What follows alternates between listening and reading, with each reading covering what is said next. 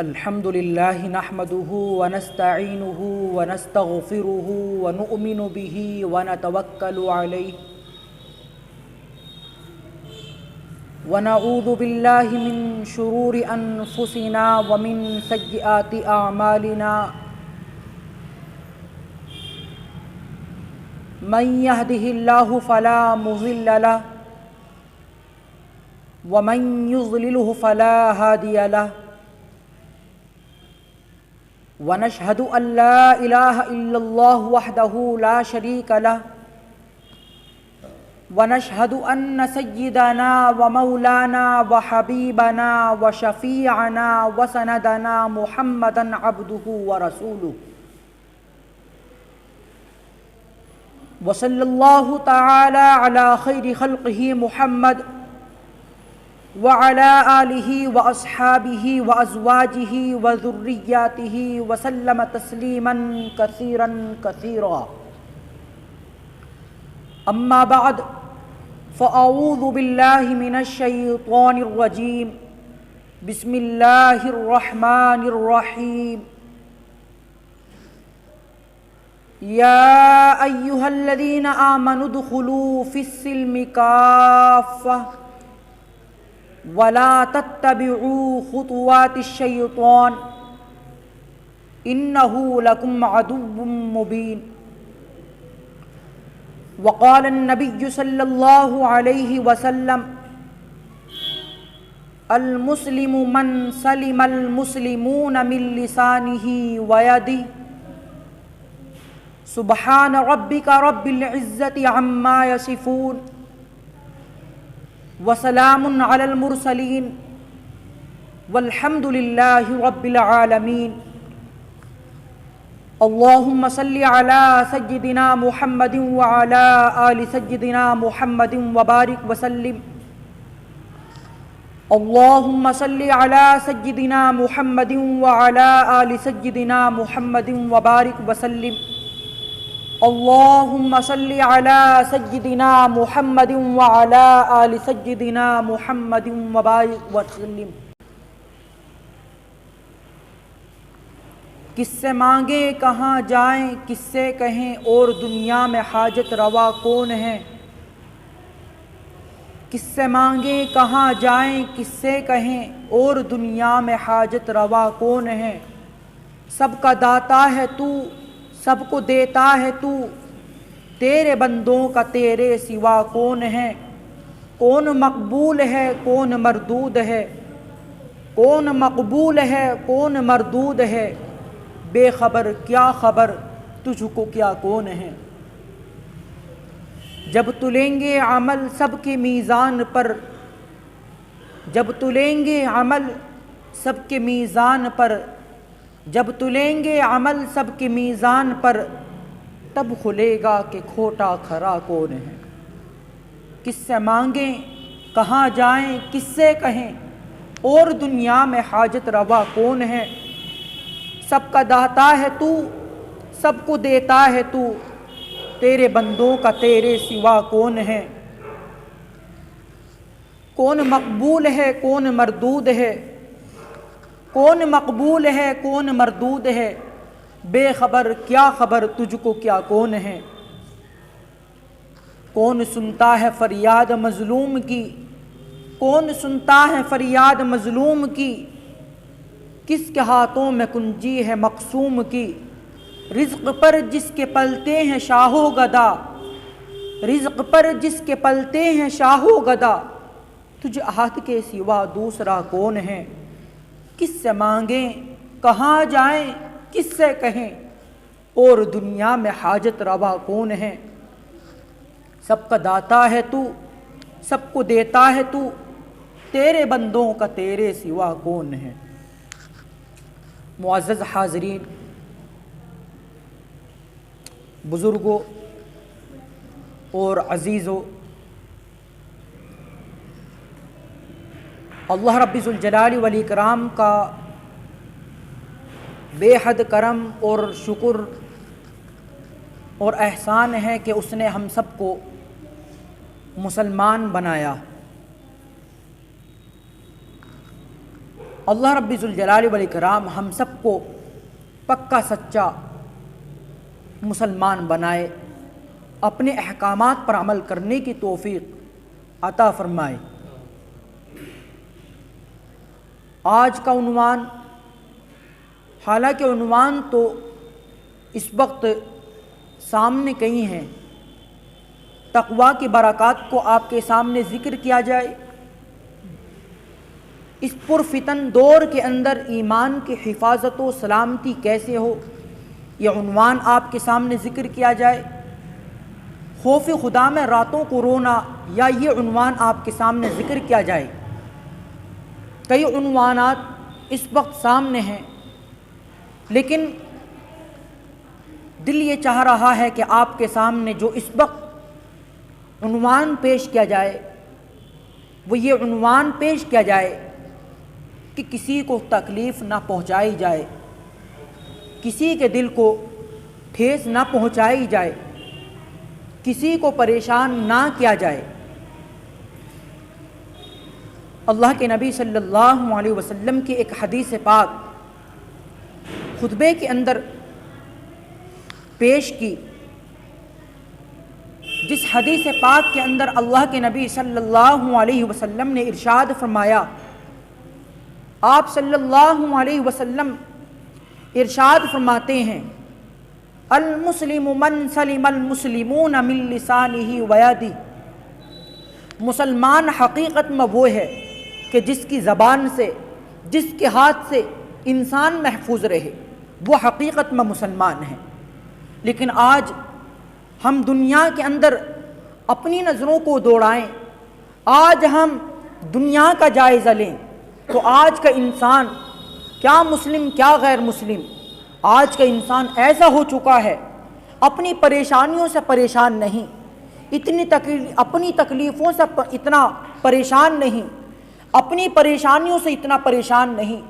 اپنی ٹینشنوں سے اتنا پریشان نہیں ہے، اپنی الجھنوں سے اتنا پریشان نہیں ہے، جتنا دوسرے کے سکھ سے، جتنا دوسرے کے اچھے پہننے سے، جتنا دوسرے کے اچھے کھانے سے، جتنا دوسرے کے کاروبار سے جتنا انسان پریشان ہے، اتنا اپنی پریشانیوں سے پریشان نہیں۔ کیا ہے؟ حسد ہے۔ کیا ہے؟ یہ ایک دوسرے سے جلن ہے۔ حالانکہ اللہ کے نبی صلی اللہ علیہ وسلم نے ارشاد فرمایا، المسلم من سلم المسلمون من لسانہ ویدہ، مسلمان تو حقیقت میں وہ ہے کہ جس کی زبان سے، جس کے ہاتھ سے دوسروں کو تکلیف نہ پہنچے۔ لیکن آج کے مسلمانوں کا ہم اپنا خود جائزہ لیں، ہم ایک دوسرے کی غیبتیں کرنے لگ جاتے ہیں، ایک دوسرے کی پیٹھ پیچھے اس کی برائیاں بیان کرنے شروع ہو جاتے ہیں، ایک دوسرے کے دل کو ٹھیس پہنچانے والی باتیں کہتے ہیں، ایک دوسرے کے دل کو چھلنی کر دینے والی باتیں ہم کہتے ہیں، جبکہ اللہ کے نبی صلی اللہ علیہ وسلم نے فرمایا کہ مسلمان وہ نہیں ہے کہ جس کے ہاتھ سے، جس کی زبان سے دوسروں کو تکلیف پہنچے، بلکہ حقیقت میں مسلمان تو وہ ہے کہ جس کے ہاتھوں سے، جس کی زبانوں سے دوسرے مسلمان انسان محفوظ رہے۔ لیکن آج ایک دوسرے سے جلنا، ایک دوسرے سے کلسنا، ایک دوسرے کی ٹانگیں کھینچنا، یہ بہت زیادہ عام ہو چکا ہے۔ آج کل ہمارے اندر یہ خامیاں آ چکی ہیں، ہمارے اندر یہ برائیاں آ چکی ہیں۔ کیا ہمیں اللہ رب العزت کو منہ نہیں دکھانا؟ کیا ہم جہنم کی آگ کو بھول گئے کہ جس کے بارے میں اللہ رب ذوالجلال والاکرام ارشاد فرماتے ہیں، وَيْلٌ لِكُلِّ ہُمَزَةٍ لُمَزَةٍ، بربادی ہے ہر عیب جو کے لیے اور عیب گو کے لیے۔ یہ دو گناہ علیحدہ ہیں،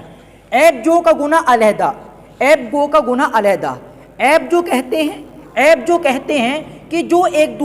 عیبوں کو تلاش کرتا پھرتا ہے اس کو عیب جو کہتے ہیں، اور عیب ملنے کے بعد اس عیب کو لوگوں میں بیان کرنا، اس عیب کو لوگوں کے اندر بیان کرنا، اس بات کو لوگوں کے اندر، اس عیب کو لوگوں کے اندر شیئر کرنا، یہ ہے عیب گو، یعنی غیبت کرنا، ایک دوسرے کی پیٹھ پیچھے برائی کرنا۔ اللہ رب العزت ان دونوں گناہ کے لیے بارے میں فرماتے ہیں کہ عیب جو کے لیے، عیب گو کے لیے تباہی ہے، بربادی ہے، اس لیے کہ اس سے دوسرے کے دلوں کو تکلیف پہنچتی ہے، دوسرے کے دل کو چھلنی کیا جاتا ہے، دوسرے کے دل کو ٹھیس پہنچتی ہے۔ اس نے دنیا کے اندر دوسرے کے دل کو ٹھیس پہنچائی، اس نے دنیا کے اندر دوسرے کے دل کو ایذا پہنچائی، اس نے دنیا کے اندر دوسرے کے دل کو پریشان کیا، دوسرے کے دل کو تکلیف پہنچائی، دوسرے کے دل کو ٹھیس پہنچائی، دوسرے کے دل کو ایذا پہنچائی۔ قیامت کے دن جہنم کی آگ کے اندر اللہ رب العزت فرشتوں کو حکم دیں گے کہ تم اس کو آگ کے بنے ہوئے ستون سے باندھ دو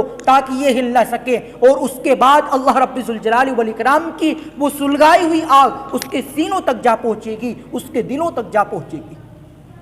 دنیا کے اندر ایک دوسرے کو جلایا تھا، ایک دوسرے کے دل کو جلایا تھا، آج تمہارا دل جل رہا ہے، آج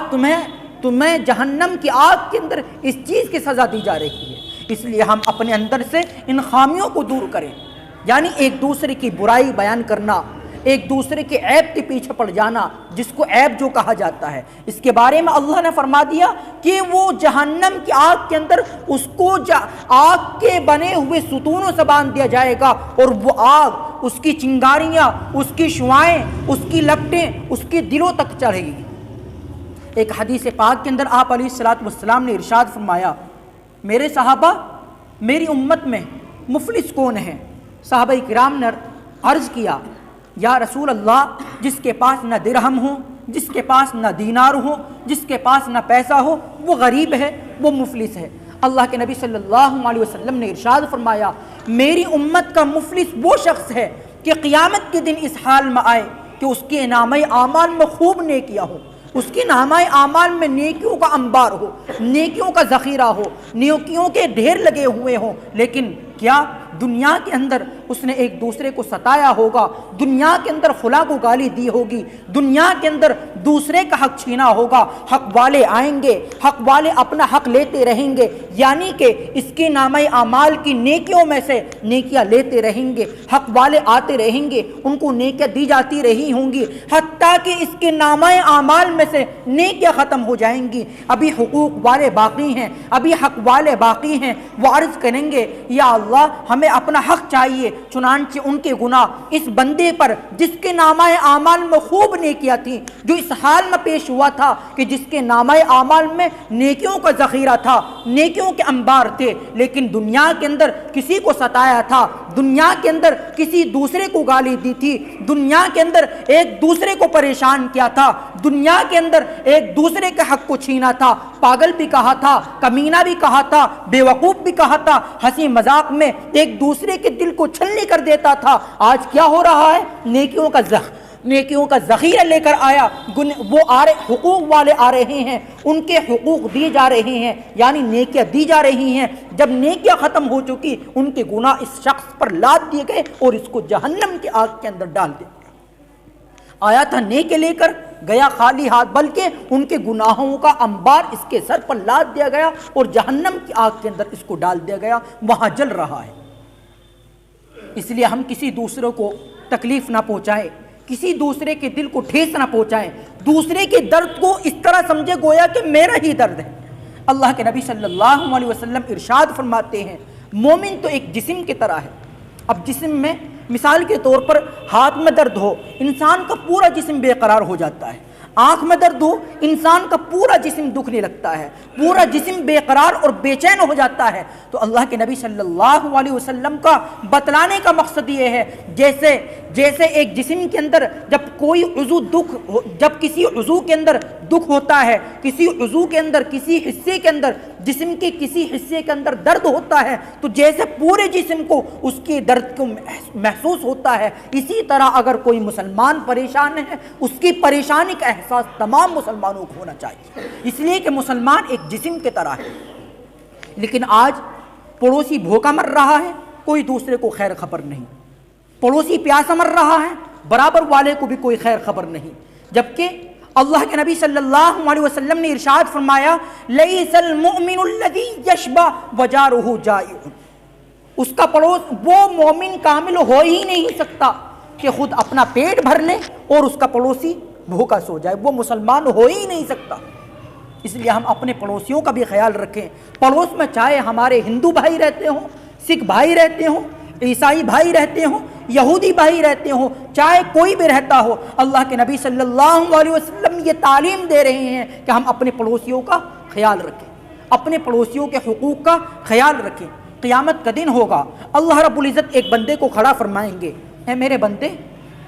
میں فلاں وقت بھوکا تھا، تو نے مجھ کو کھانا کیوں نہ کھلایا؟ اے میرے بندے، میں فلاں وقت پیاسا تھا، تو نے مجھ کو پانی کیوں نہ پلایا؟ اے میرے بندے، میں فلاں وقت بیمار تھا، تو نے میری عیادت نہ کی۔ وہ بندہ کہے گا، یا اللہ، آپ کیسے بھوکے ہو سکتے ہیں؟ آپ کیسے پیاسے رہ سکتے ہیں؟ آپ کیسے بیمار رہ سکتے ہیں؟ آپ تو ان تمام چیزوں سے منزہ، مبرہ، بالکل پاک صاف ہیں۔ تو اللہ فرمائیں گے، میرے بندے، فلاں موقع پر تیرا پڑوسی بھوکا تھا، اگر تو اس کو کھانا کھلاتا تو گویا کہ تو نے مجھے کھانا کھلایا۔ اے میرے بندے، فلاں موقع پر تیرا پڑوسی پیاسا تھا، اگر تو اس کو پانی پلاتا تو گویا کہ ایسا ہی تھا جیسا کہ تو نے مجھ کو پانی پلایا۔ اے میرے بندے، تیرا فلاں موقع پر تیرا پڑوسی بیمار تھا، اگر تو اس کی عیادت کرتا گویا کہ ایسا ہی تھا جیسا تو نے میری عیادت کی۔ لیکن پڑوسی بھوکا مر رہا ہوتا ہے، بیماری سے تڑپ رہا ہوتا ہے، ہم اس کی دیکھ بھال ہی نہیں کرتے۔ اور یہاں اللہ کے نبی صلی اللہ علیہ وسلم کے ارشاد فرما رہے ہیں، وہ مسلمان ہو ہی نہیں سکتا، وہ مسلمان کامل ہو ہی نہیں سکتا کہ جو خود اپنا پیٹ بھر لے اور اس کا پڑوسی بھوکا سو جائے۔ تو اس لیے جہاں تک ہم سے ہو سکے، چاہے ہمارا وہ ہندو پڑوسی بھائی ہو، چاہے ہمارا وہ سکھ پڑوسی ہو، عیسائی پڑوسی ہو، اگر وہ بیمار ہے تو ہم سے جہاں تک ہو سکتا ہے ہم اس کی بیماری کا خیال رکھیں، جہاں تک ہم سے ہو سکے۔ یہ اسلام کی تعلیم ہے۔ تو ہم یہ سوچیں کہ ہمارے ہاتھ سے، ہماری زبان سے کسی کو تکلیف نہ پہنچے، کسی کے دل کو ٹھیس نہ پہنچے، کسی کے دل کو ہمارے ہاتھ، ہماری زبان سے تکلیف نہ پہنچے۔ اللہ کے نبی صلی اللہ علیہ وسلم کتنا خیال رکھا کرتے تھے۔ ایک مرتبہ کا واقعہ ہے، حضرت عائشہ رضی اللہ تعالی عنہ فرماتی ہیں کہ آپ علیہ الصلوۃ والسلام تہجد کے وقت اس قدر اٹھا کرتے تھے کہ مجھ کو بھی معلوم نہیں ہوتا تھا۔ ایک مرتبہ اللہ کے نبی صلی اللہ علیہ وسلم تہجد کے وقت اٹھے، میں آپ کو دیکھ رہی تھی کہ آپ آہستہ آہستہ چل رہے ہیں، آپ کے پاؤں میں جوتے بھی نہیں تھے۔ میں نے عرض کیا، یا رسول اللہ، آپ جوتے پہن لیجئے، آپ اس قدر ننگے پاؤں کیوں چل رہے ہیں؟ تو آپ علیہ الصلوۃ والسلام کس قدر خیال رکھا کرتے تھے۔ آپ علیہ الصلوۃ والسلام نے ارشاد فرمایا، اے عائشہ، تم سوئی ہوئی تھی، اگر میں جوتے پہنتا تو کہیں جوتوں کی آہٹ سے تمہاری آنکھ نہ کھل جاتی۔ اے عائشہ، میں نے جوتے اس لیے نہیں پہنے کہیں ان جوتوں کی آہٹ سے تمہاری آنکھ نہ کھل جائے۔ تو ہمارے نبی صلی اللہ علیہ وسلم، جن کے ہم امتی ہیں، وہ کتنا خیال رکھا کرتے تھے اور ہم دوسروں کا کتنا خیال رکھتے ہیں۔ ہم خود سوچ سکتے ہیں کہ ہماری زندگی کس طرح گزر رہی ہے اور اللہ کے نبی صلی اللہ علیہ وسلم کس طرح تعلیم دے رہے ہیں۔ ایک دوسرے سے جلنا، جبکہ یہ حسد، یہ جلن اس طرح نیکیوں کو کھا جاتا ہے، جو ہم ایک دوسرے کی ٹانگیں کھینچتے ہیں، دوسرے نے کچھ کہہ دیا بس ہم اس کے پیچھے پڑ کے بول چال بند کر دی، جبکہ اللہ کے نبی صلی اللہ علیہ وسلم ارشاد فرماتے ہیں، جتنا تم قصور والوں کا قصور جلدی معاف کرو گے، جتنا جلدی تم غلطی والوں کی غلطی کو معاف کرو گے، عفو درگزر کرو گے، قیامت کے دن اللہ رب العزت اتنی ہی جلدی تمہاری غلطیوں کو معاف فرمائیں گے۔ مثال کے طور پر کسی نے ہمارے دل کو ٹھیس پہنچا دی، اب اگر ہم اس کو معاف کر دیں، جتنی جلدی معاف کریں گے قیامت کے دن اللہ رب العزت ہمیں بھی اتنی جلدی معاف فرمائے گا۔ اس لیے ہم معاف کرنے والے بنیں، کوئی تکلیف پہنچا دے بس معاف کرے، اللہ میں نے تیری رضا کے لیے معاف کر دیا۔ ایک صحابی رسول جب وہ تشریف لائے، اللہ کے نبی صلی اللہ علیہ وسلم نے ارشاد فرمایا، جنتی آ گئی۔ کیا فرمایا؟ جنتی آ گئی، جنتی صحابی آ گئی۔ دوسرے صحابی ان کی خدمت میں رہے کہ آخر ان کا کیسا عمل ہے کہ اللہ کے نبی صلی اللہ علیہ وسلم نے ان کو جنتی کہا ہے۔ ان کی خدمت میں رہے، کوئی عمل تو خاص دیکھا نہیں، ان سے پوچھا کہ اللہ کے نبی صلی اللہ علیہ وسلم نے آپ کو جنتی فرمایا ہے، آخر آپ کا کون سا ایسا عمل ہے؟ تو انہوں نے بتلایا، میرا کوئی خاص عمل نہیں ہے، لیکن بس یہ ہے کہ جب میں بستر پر سوتا ہوں تو میں اس نیت کے ساتھ سوتا ہوں کہ جنہوں نے مجھے پریشان کیا، میرے دل کو ٹھیس پہنچائی، میں نے سب کو معاف کر دیا۔ میں اپنے دل کو پاک صاف کر کے سوتا ہوں، بے کینہ کر کے سوتا ہوں، میں دل کے اندر کسی کی طرف سے کینہ نہیں کرتا۔ تو اس لیے ہم بھی اپنے دل کو بالکل صاف رکھیں۔ ہاں، دوسرے نے پریشان کیا، دوسرے نے دل کو ٹھیس پہنچا دی، ہم معاف کر دیں، اللہ کی رضا کے لیے معاف کر دیں، قیامت کے دن اللہ ہمیں معاف فرمائے گا۔ اللہ کے نبی صلی اللہ علیہ وسلم کس طرح خیال رکھا کرتے تھے، یہی بات آپ علیہ السلام کے صحابہ کرام کے اندر آئی، یہی تربیت آپ علیہ السلام کے صحابہ کے اندر آئی کہ وہ حضرات بھی اس طرح دوسروں کے دکھ کو سمجھا کرتے تھے گویا کہ وہ میرا ہی دکھ ہے، گویا کہ وہ میرا ہی درد ہے۔ تو ہم بھی اپنے مسلمانوں کی پریشانیوں کو اس طرح سمجھیں، ان کی پریشانیوں میں حصہ لیں، ان کے دکھ درد میں شریک رہیں۔ اگر وہ بیمار ہو جائیں ہم ان کی تیمارداری کریں اور ہم ان کی ضروریات کا خیال رکھیں، ان کا علاج معالجہ جہاں تک ہم سے ہو سکے ہم ان کا علاج کرائیں۔ حضرت ابو بکر صدیق رضی اللہ تعالی عنہ امیر المؤمنین ہیں، وقت کے خلیفہ ہیں، آپ کے اندر بھی یہی بات آئی جیسا کہ اللہ کے نبی صلی اللہ علیہ وسلم کے اندر یہ بات تھی۔ آپ علیہ السلام کی صحبت سے صحابہ کرام کی تربیت اس قدر ہو چکی تھی۔ حضرت ابو بکر صدیق رضی اللہ تعالیٰ عنہ امیر المؤمنین ہیں، وقت کے خلیفہ ہیں۔ حضرت عمر فاروق رضی اللہ تعالیٰ عنہ حاضر ہوتے ہیں۔ حضرت ابو بکر صدیق رضی اللہ تعالیٰ عنہ کے ہاتھ میں ایک لسٹ تھی جس میں نام لکھے ہوئے تھے، ایک معذور شخص، اس سے آگے اس کا ایڈریس اور اس کے آگے اس کی خدمت پر جو مامور تھا اس شخص کا نام لکھا ہوا تھا۔ ایسی لسٹ کے اندر معذورین کے نام لکھے ہوئے تھے، آگے ایڈریس لکھا ہوا تھا، آگے ان کی خدمت کرنے کے لیے کون ہے ان کا نام بھی لکھا ہوا تھا، لیکن ایک نیچے ایک بڑھیا اماں کا نام لکھا ہوا تھا۔ ایڈریس تو لکھا ہوا تھا لیکن ان کی خدمت کرنے کے لیے کون ہے یہ نہیں لکھا ہوا تھا۔ حضرت عمر فاروق رضی اللہ تعالی عنہ نے دل کے اندر سوچا ٹھیک ہے میں ان اماں کی میں خدمت کروں گا۔ اور فجر کی نماز کے بعد اماں کے گھر پر پہنچ گئے، دستک دی، اماں باہر نکل کر آئیں، کون؟ کہا میں عمر فاروق ہوں، آپ کی خدمت کے لیے آیا ہوں، آپ کی خدمت کرنے کے لیے آیا ہوں۔ حضرت عمر فاروق رضی اللہ تعالی عنہ سے وہ اماں کہنے لگی اصل میں ایک صاحب آئے تھے وہ خدمت کر کے چلے گئے، اور پہلے خدمت کیا ہوتی تھی؟ سمندروں سے کنووں سے پانی لاتے تھے، گھر کے برتن دھوتے تھے، جھاڑو لگایا کرتے تھے، یہ خدمت ہوا کرتی تھی۔ حضرت عمر فاروق رضی اللہ تعالیٰ عنہ اگلے دن تہجد کی نماز پڑھ کر پہنچ گئے۔ آپ نے دستک دی، اماں باہر نکل کر آئیں، پردے کی حالت میں تھی، پوچھا کون؟ کہا میں عمر فاروق ہوں اور میں آپ کی خدمت کرنے کے لیے آیا ہوں۔ اماں نے کہا کہ اصل میں ایک شخص آئے تھے وہ خدمت کر کے چلے گئے۔ حضرت عمر فاروق بڑے حیران، آخر وہ کون شخص ہے جو اتنی سویرا بھی خدمت کر کے چلا گیا؟ اماں سے پوچھا اماں ذرا آپ ان کا نام بتلا دیجئے۔ اماں نے کہا میں نے ان سے نام نہیں پوچھا، جب وہ آتے ہیں کہہ دیتے ہیں کہ میں آ چکا ہوں آپ پردہ کر لیجئے، میں اندر چلی جاتی ہوں۔ وہ کام کاج سے فارغ ہو کر جب کہتے ہیں کہ اماں پردہ ختم ہو چکا میں جا رہا ہوں، پردہ ختم ہو چکا ہوتا ہے میں باہر آ جاتی ہوں۔ حضرت عمر بڑے حیران، آخر اس بندے نے نہ اپنا نام بتایا نہ ایڈریس بتایا، وہ کون شخص ہے؟ اس دن حضرت عمر فاروق رضی اللہ تعالیٰ عنہ عشاء کی نماز کے بعد آپ وہیں بیٹھ گئے، ان اماں کے گھر کے قریب بیٹھ گئے۔ اب رات گزر گئی، لوگ میٹھی نیند سو گئے، تو حضرت عمر فاروق رضی اللہ تعالیٰ عنہ ایک شخص کو دیکھتے ہیں کہ ایک شخص بہت ہی آہستہ چل کر آ رہا ہے۔ حضرت عمر فاروق رضی اللہ تعالیٰ عنہ کے جب وہ قریب آیا، حضرت عمر فاروق نے پوچھا من انتا، آپ کون ہیں؟ وہ کہنے لگے انا ابو بکر، میں ابو بکر صدیق ہوں۔ حضرت عمر فاروق رضی اللہ تعالیٰ عنہ نے آپ کو دیکھا اور کہا حضرت امیر المؤمنین آپ خدمت کرنے کے لیے آتے ہیں؟ جی ہاں میں خدمت کرنے کے لیے آتا ہوں۔ حضرت ابو بکر کو دیکھتے ہیں کہ ان کے پاؤں کے اندر جوتے نہیں تھے۔ حضرت عمر فاروق رضی اللہ تعالیٰ عنہ نے پوچھا اے امیر المؤمنین آپ کے پاؤں میں جوتے نہیں ہیں، خیریت تو ہیں، کہاں ہیں جوتے؟ تو حضرت ابو بکر صدیق رضی اللہ تعالیٰ عنہ جو وقت کے خلیفہ ہیں، جو مسلمانوں کے امیر ہیں، وہ کہتے ہیں اصل میں رات کا وقت گزر چکا ہے، لوگ سب سوئے ہوئے ہیں، میٹھی نیند سوئے ہوئے ہیں، میں جوتے اس لیے نہیں پہن کر آیا کہ اگر میں جوتے پہن کے آتا تو کہیں جوتوں کی آہٹ سے لوگوں کی آنکھ نہ کھل جائے۔ کس طرح دوسروں کے دکھ کو اپنا دکھ سمجھا کرتے تھے، کس طرح دوسروں کی پریشانی کو اپنی پریشانی سمجھا کرتے تھے، اور یہی بات حضرت عمر فاروق رضی اللہ تعالی عنہ کے اندر ہے۔ حضرت عمر فاروق رضی اللہ تعالی عنہ کے اندر بھی